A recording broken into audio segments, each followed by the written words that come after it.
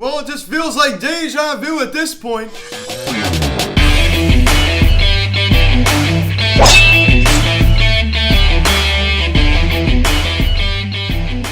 Yo, what is going on, everybody? Welcome to the Phillies Stats video cast here recapping last night's game between the Philadelphia Phillies and the Cincinnati Reds as the Phillies lose 12-4 to the Reds.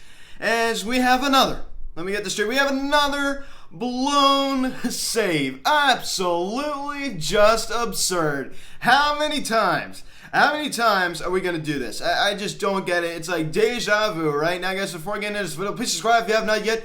Please hit the notification bell. Please like this video, comment on this video, share this video. And let's get into this. So, you can just go back to some of my old recaps over this past week and just keep replaying them over and over and over, because that is the theme. Nothing has changed. It's this deja vu over and over and over, experiencing the same problems over and over and over here, ladies and gentlemen. It's just extremely frustrating. I am so tired of blowing all these leads. Not saying that the Reds don't have a decent offense. They do, and they have a lot of good offensive weapons. So, I understand Joey Votto's been hurt, and, when he's healthy, I understand he's declining, but you saw the great careers he's had. Nicholas Castellanos, Jesse Winker having great season. We all know Eugenio Suarez, the potential's in him. So the Reds, don't get me wrong, they have a very good offense, but how in the world do you let this do? How in the world does this happen? How many times? It's just extremely frustrating. But I will say, we do have a stud in Bailey Falter. That is one guy that I just absolutely love. I tell you what, why take him out like that? I understand his reason, but why in the world would you take him out like that, Joe? I don't understand. It goes back to Joe Girardi again. His decision making, I am questioning. To pick up the scoring summary in the bottom of the third inning, off of Spencer Howard. Here we go, right? He's usually he's cruising for the first 2 innings or so, and then he just seems to hit a wall. Nicholas Castellanos, it's a sharp ground ball to shortstop, and Ronald Torres did whatever he could to try to get it. I didn't dive, but it was pretty close and goes into center field, and that allowed Wade Miley and Jesse Winker to come around to score as the Reds now jump ahead 2-0 off of Spencer Howard. So at that point in the ball game, I was thinking like, oh man, we all know the offense wasn't great in New York.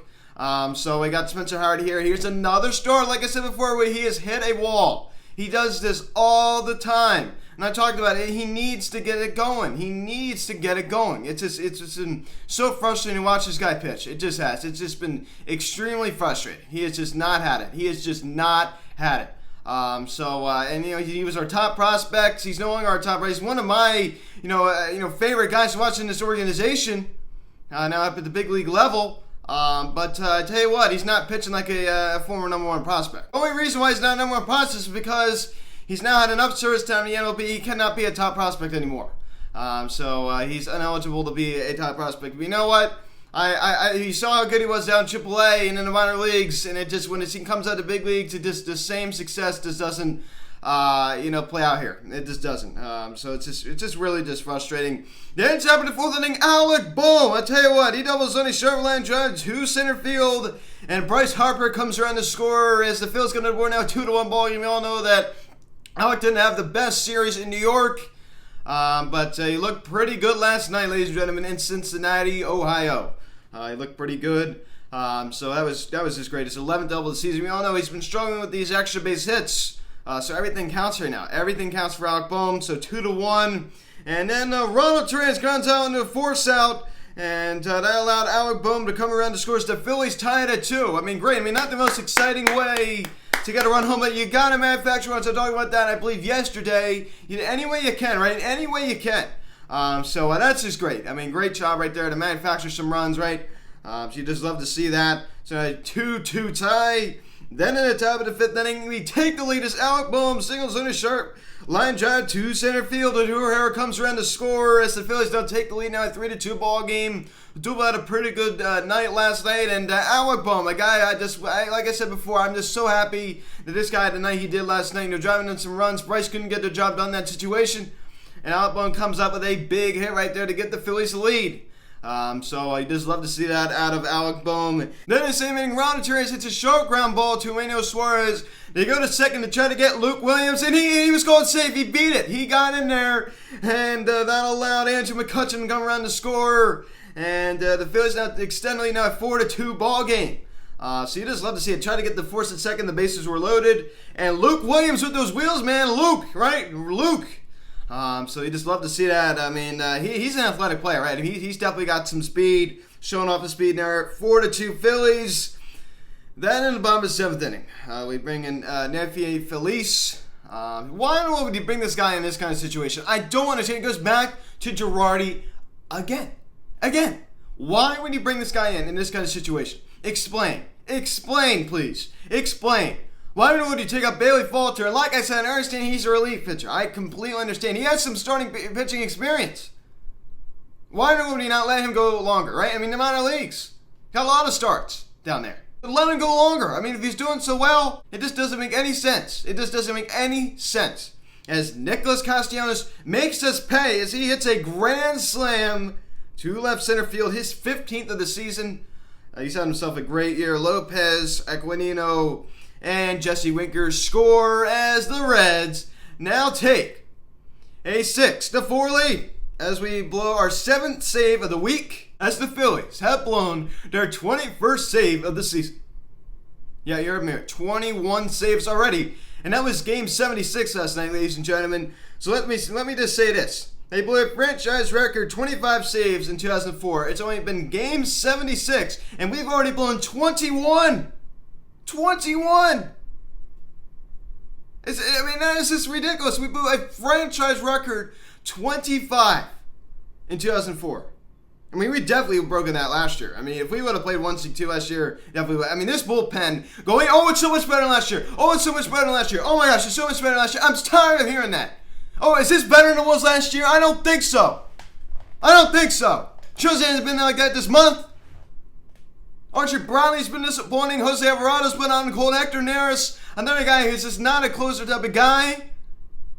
George Girardi doesn't have the best stuff to work with. Not utilizing his players too well. He's not making the right decision making in my mind. So this is just pathetic out of George Girardi. I mean, really. I mean, this is really bad. This is just really bad. Imagine how many games we'd win. Just imagine how many games we would win if we had a better bullpen. And they passed on Alex Colomb, Brad Hand, Blake Trident, Liam Hendricks. All these guys. Even Sean Doolittle. The list goes on. They passed on all these, a legendary elite pitching class, and they were silent. After historically one of the worst seasons of a bullpen, they were silent in the offseason. And I was saying it all along. And look where we are right now. 4 under. So, I'm not even going to call this a rage video, but I'm tired of it, ladies and gentlemen. I'm just so tired of it. In the bottom of the 8th inning, Kyle Tucker bunts in front of the plate to Alan De Los Santos. And he bobbles the ball around. Then he throws it over the first base to Luke Williams, who was covering after Rhys Hoskins charged. And the throw goes over Luke's head, and it goes all the way down the line. And that allowed Eugenio Suarez and Tyler Stevenson to come around to score as the Reds now extend the lead 8-4. Just cue up the organ music on that play. We already knew the ball game was probably over anyway, and we really knew it was over after that play. I mean, just the bad defense continues, the bad bullpen continues. It's just an epic disaster. What we're witnessing right now is just a dumpster fire, ladies and gentlemen. I mean, this is historically just bad. Bad defense, just bad baseball. This isn't even good baseball. This is just bad baseball. Not smart baseball. I mean, how many times you go back to fundamentals, too? I mean, you can even use that, too. And then Stephen Jonathan India singles on a ground ball to center field. And Kyle Farmer comes around to score. Now a 9-4 ball game. They just kept tacking it on. And then Nicholas Castellanos was on a line drive to left field. India comes around to score. It's now a 10-4 ball game. So Nicholas Castellanos already got the grand slam. That RBI. Then we have a wild pitch thrown by Alan De Los Santos, and Nick Castellanos comes around to score as it's now 11-4. I mean, this is just laughable. I mean, seriously, this is just so bad. Then in the same inning, Joey Votto homers on a fly ball to right center field. He's coming back from that suspension he had. It's his 9th of the season, and it's now a 12-4 Reds lead. And they would go on with that score, 12-4 your final. It's just pathetic. It's just pathetic. I mean, a bullpen imploded. Alan De Los Santos, an epic disaster. We're not a bad night last night. The 2 hits. Rhys Hoskins continues to be terrible. Absolutely terrible. He didn't even get on base last night. 2 strikeouts. How about him? 224. And Andrew McCutcheon definitely cooled off last night, but he's getting on base a little bit too. I mean, the 2 walks, the 790 OPS, which is higher than Rhys Hoskins, which is at 745. So let me just say that Andrew McCutcheon now has a higher OPS than Rhys Hoskins. Absolutely, it's just insane. Bryce Harper with that single. I mean, now batting 271, his average to drop a point right now. How about Alec Bohm with 2 at night? Gets his batting average back up to 240, the 2 RBIs. He had a good night last night. Luke Williams, Ronald Torres, Andrew Knapp also collecting some hits. As JT Muto gets the night off last night, which is just, he needed that. I mean, there's no question, he definitely needed that. So I'm glad he was able to get the night off. We all know he's not going too well at the plate. I wouldn't be surprised if he's hiding an injury. This is what happened last time. Remember, he was going through a really bad slump and found out he was injured. Hopefully that's not what's going on here. Spencer Howard, 2 1/3, 4 hits, 2 runs, 2 runs earned. 1 walk and 1 strikeout. I mean, Joe's not letting him go deep. And Howard's just not impressing me. As I said before, he's not.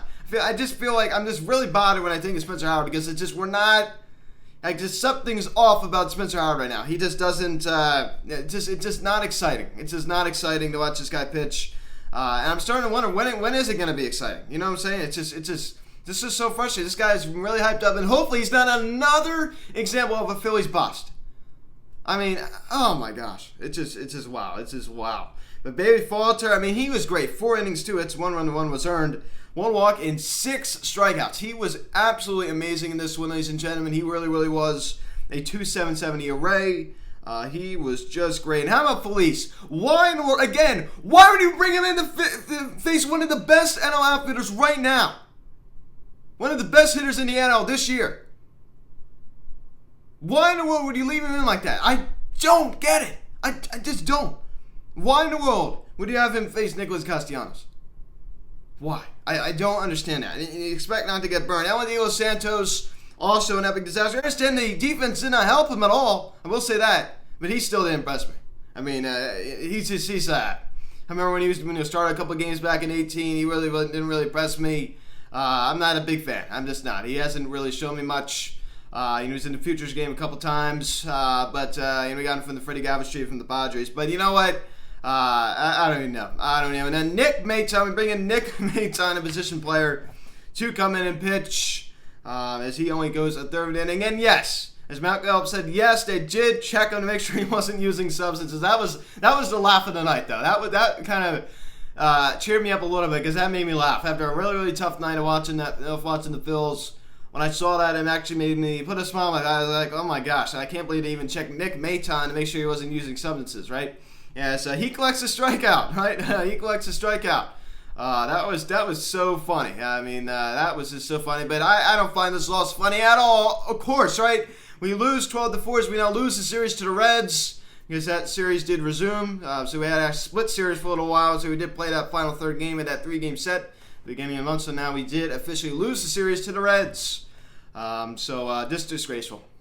I mean, we do not play well at Great American Ballpark. I have been to Cincinnati. Like I said, I do have family out there. My dad did grow up a Reds fan, now he's a Phillies fan. But the Reds definitely hold a special place in my heart. There's no question about that. But whenever we play them, I want to beat them, of course, right? So it's just just go back and watch some of my old videos, right? I mean, it's just like you could have just replayed my old videos over this past week. It's all this is over and over and over, blowing leads, bad defense, the bullpen is terrible. It's just the same thing over and over and over. I don't even feel like ranting anymore. I just don't. So we're going to open up a 3-game series against the Miami Marlins. Tonight, 7-5 the first pitch. Rogers on the mound, 7-4 with a 2.88 ERA.